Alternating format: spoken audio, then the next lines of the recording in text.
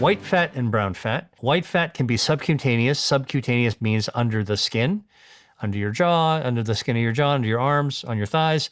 That's subcutaneous. White fat can also be visceral fat. That's deep inside the tube of your body.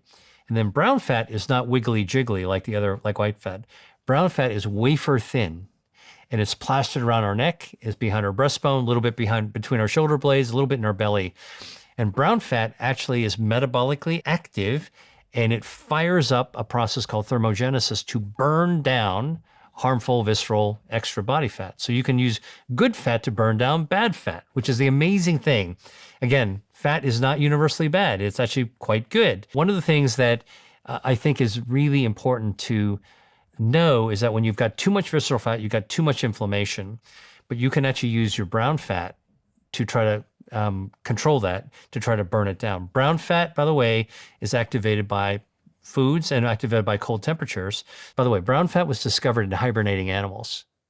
There was a zoologist who was plucked out a kind of a muskrat-looking animal from hibernation and dissected it and found that there was this brown lump that was between its shoulder blades, and nobody knew what it was. The more researchers and biologists and zoologists looked at animals that were hibernating, they found this very consistently.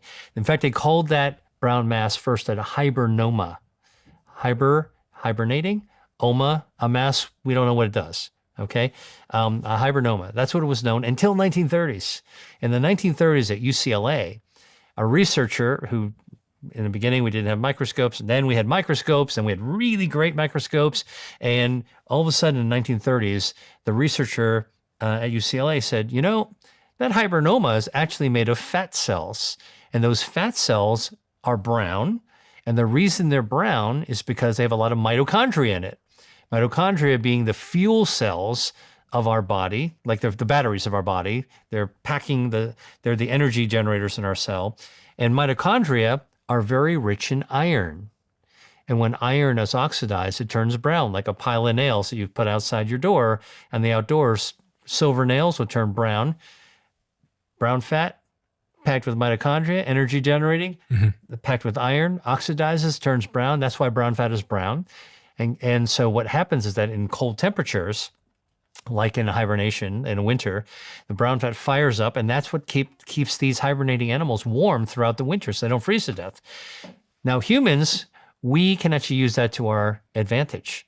We can actually activate our brown fat. Cold bath will do it. Sleeping in cooler rooms will actually start to activate it as well. By the way, when those mitochondria fire up, they're burning energy. You know where they draw that energy from? From your white fat, from your visceral fat first. So you want brown fat, good fat to burn down bad fat, visceral fat, white fat.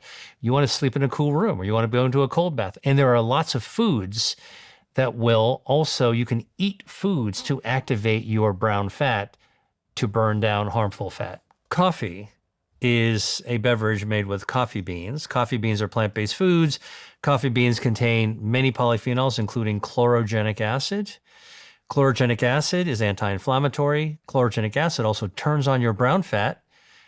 So it triggers your brown fat, and it causes your brown fat, the mitochondria, to fire up, undergo thermogenesis to burn down harmful white fat or visceral fat. So a cup of coffee a day, or actually the dose is actually about 3 to 4 cups of coffee a day, will definitely cause your brown fat, good fat, to burn down your bad fat, your harmful fat, your visceral fat. There's a Confucian saying that's been translated into the Japanese that's a mantra, which is hara hachi bun mi, which means stop eating when you're 80% full. The most dangerous fat, inflammatory fat, is a fat that builds up inside the tube of your body. So if you think of your body like a poster tube, okay, inside that tube, if you were to slice this body in half and look at a cross section, all right, it's a tube. You can fill any of these interstitial areas between organs, you can pack with fat. So think about, you're going to FedEx something to somebody, overnight mail, a vase or a glass or bottle of wine or whatever, you're going to pack it full of peanuts and you're going to put it into a package. Well, look, you can get a big box and put a lot more peanuts on, or you can take a skinny box that will just fit it and you'll put it in. So it doesn't really matter the size of your tube. You could be a skinny person and you could pack it with a lot of peanuts, in this case, visceral fat. And that's what you're talking about in a skinny person with too much visceral fat, too many peanuts packed in there. And that is a result of overconsumption of calories, that fat, that energy, the fuel tanks building up within a skinny body. Yeah. And that's what we call skinny fat. Fasting's good, and fasting's very old. It's not just a recent trend.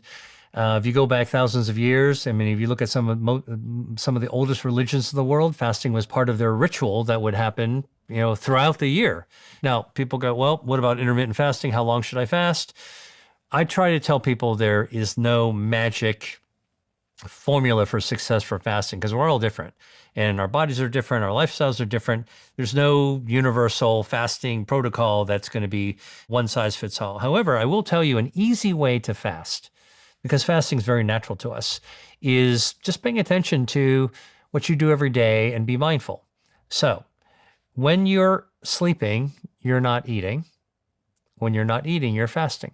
So I try to be reassuring. So guess what? You're fasting every day anyway. When you fall asleep, you're fasting. All right. And the longer you're not eating and sleeping, the more time your metabolism, the Ferrari of your metabolism, of your body, can switch gears to burn down any extra fat that's accumulated. Now, if you've been eating whatever you want over time, you probably built up a lot of extra fat. Now, from your scans, apparently not. You don't have too much, all right? But if you're fasting regularly, you're burning down all that extra stuff, okay? And so then how do you optimize that without having to calendarize your fast and figure out, how to schedule your meals? I try to make things as scientific, but as practical as possible. And so I tell people, you want to really get involved in intermittent fasting.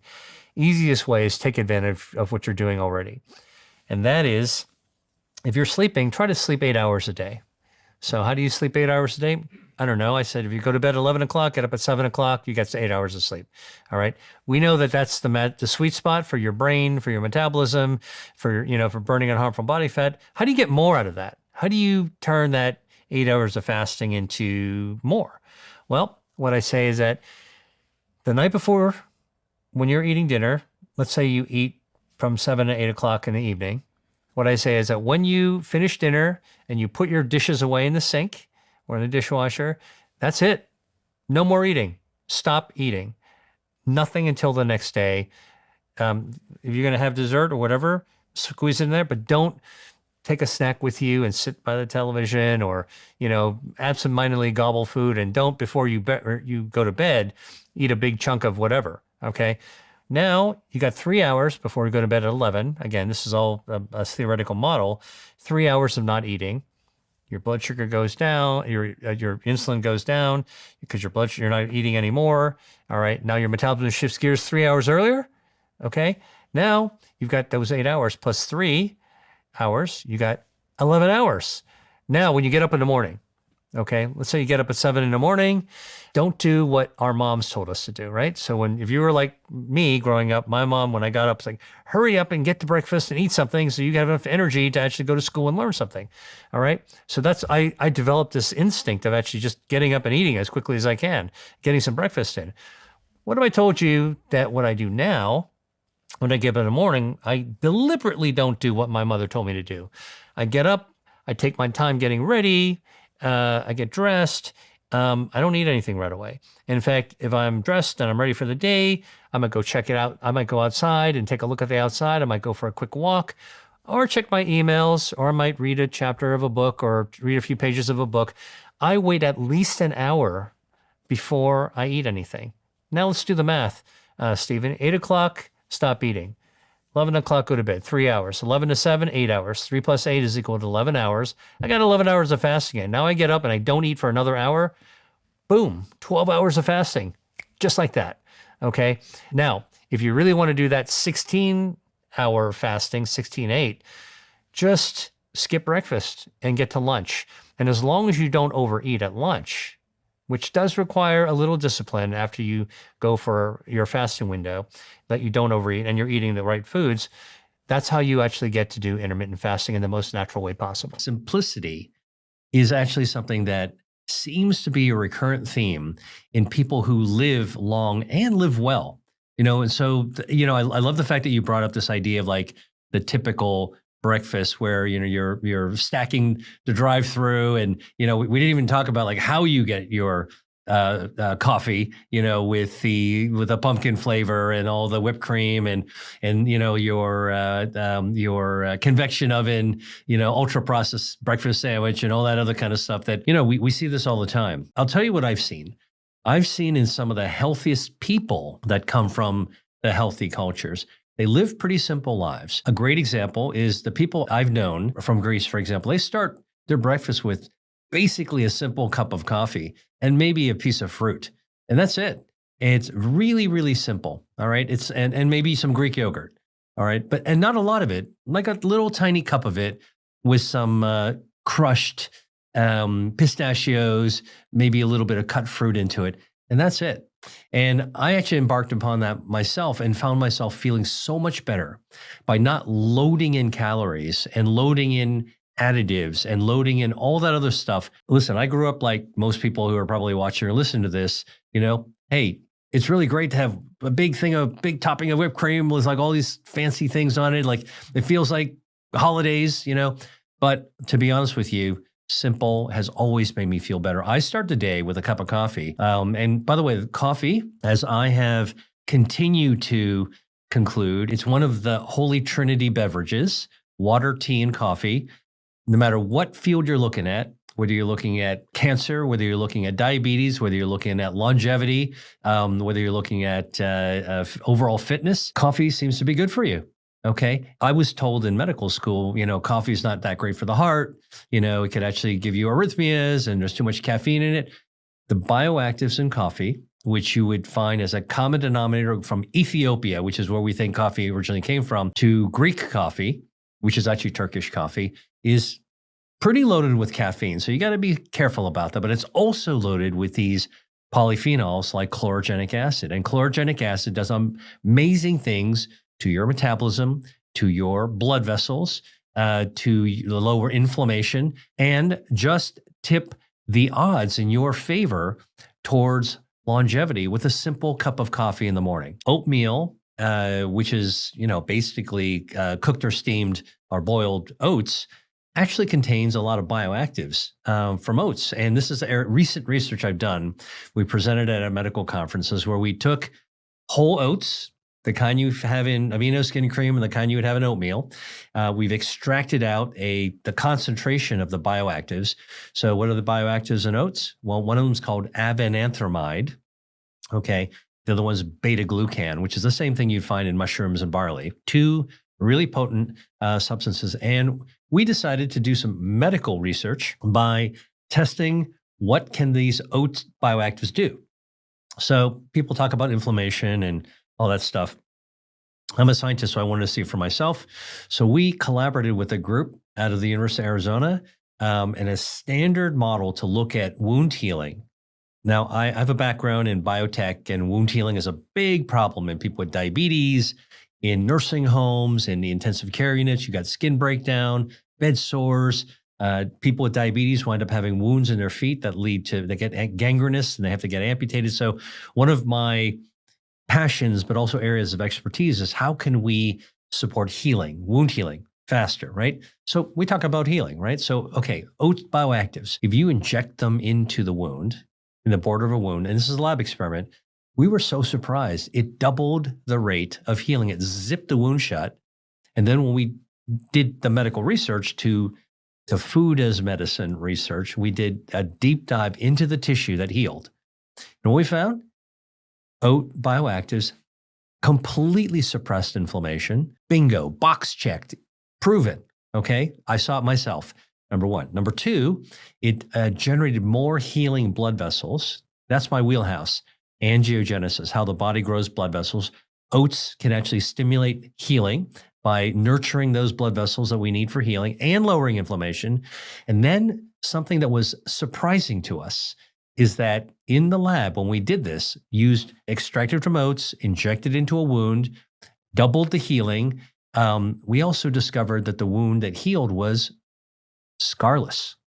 And scarless healing is a holy grail for anybody, any surgeon, any medical device company, any pharmaceutical company.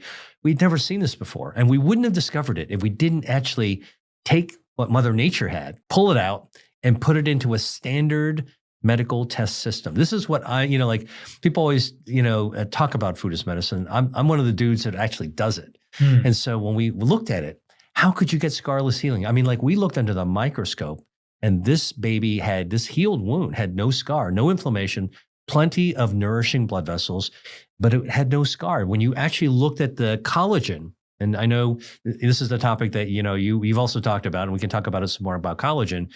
Collagen is normally in tissue. It's a beautiful woven pattern. If you've ever had a beautiful oriental rug or tapestry on your wall or your window, like that's weaving. And when collagen is woven perfectly, there's no scar.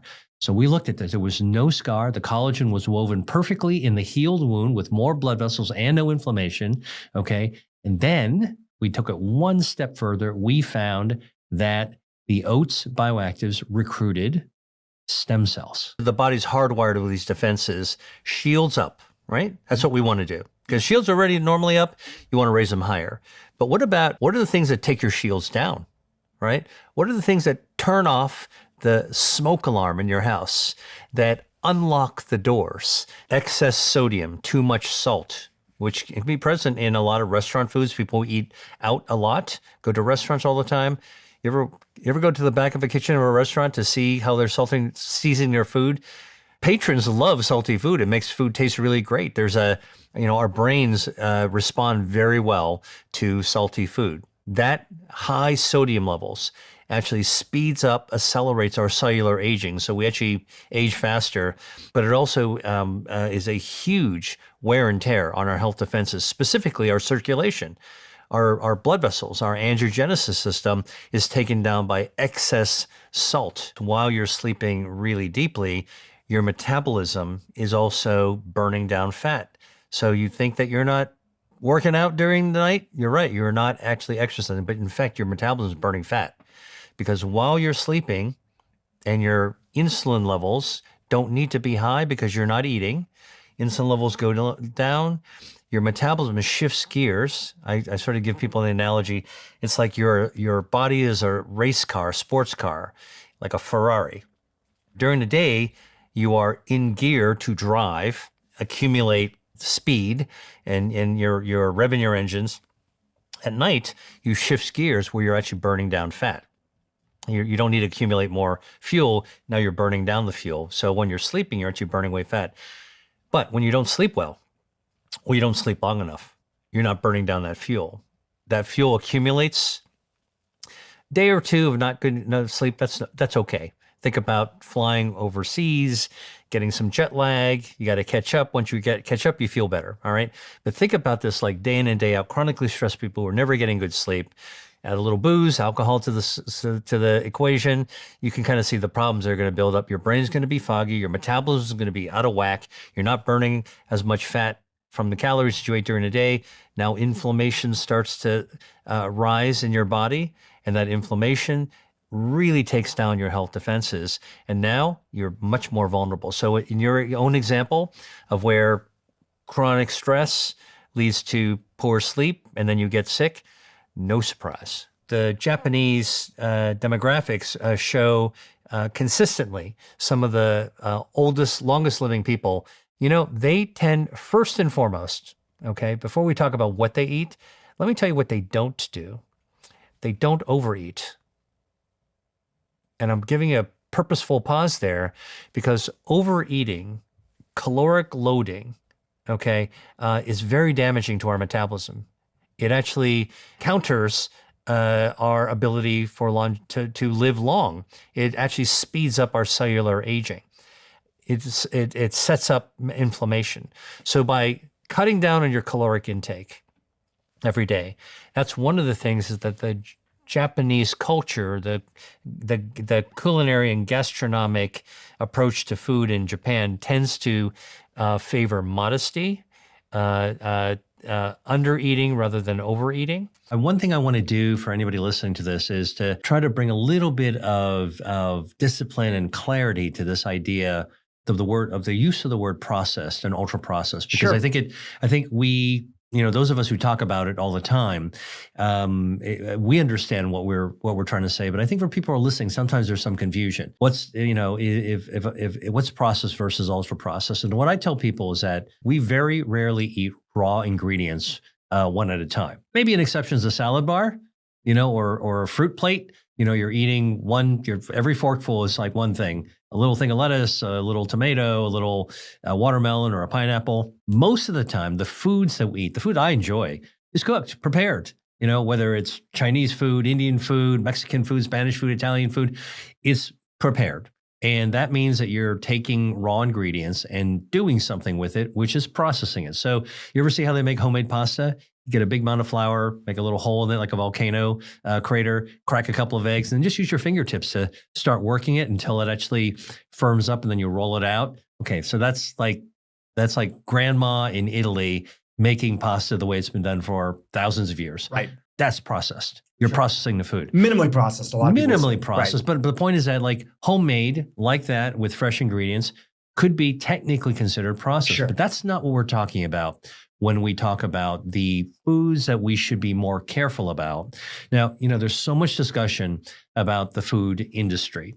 And I want to maybe touch on that just a little bit, but ultra processed foods are not the foods you make at home, like manipulate at home to cook and to turn into a meal.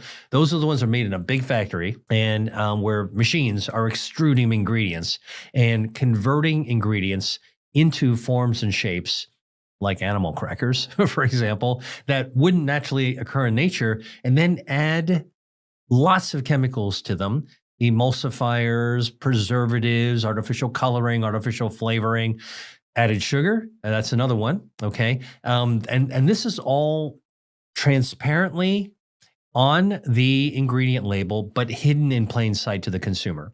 And so ultra processed foods are a choice that many of us have been, I would say, conditioned to reach for because of how we grew up in our society. Something out of a box that tastes really great and it's sweet and it's not very expensive. So maybe your mom bought a lot of it and it's in your pantry, maybe for months and months and months. Like food it's not supposed to last that long. Okay. And it's all engineered for convenience, shelf life, longer it lasts, better is for consumers, so to speak. That's what they make us believe, or certainly for the grocery store.